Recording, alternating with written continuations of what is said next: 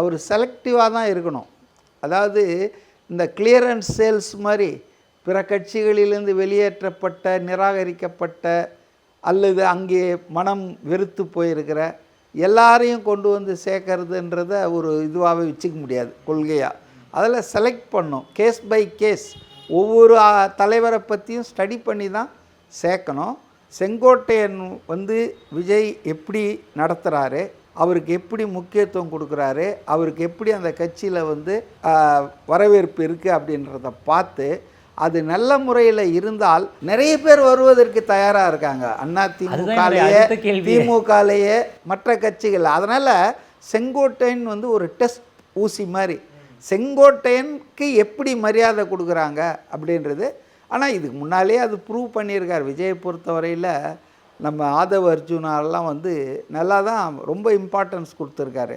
அதனால் வேறு கட்சியிலேருந்து வர்றவங்கள அவங்கள கொஞ்சம் ஆர்ம்ஸ் லென்த்தில் எட்ட நிறுத்துவாங்க அப்படிலாம் நம்ம எதிர்பார்க்க முடியாது. ஆனாலும் செங்கோட்டையனுக்கு அளிக்கப்படுகின்ற முக்கியத்துவம், மரியாதை, அந்த பொறுப்பு, அந்தஸ்து என்பது வேறு சிலரை இதை நோக்கி தாவேக்கா நோக்கி வருவதற்கு உதவும். இது டபுள் பயன்படும்.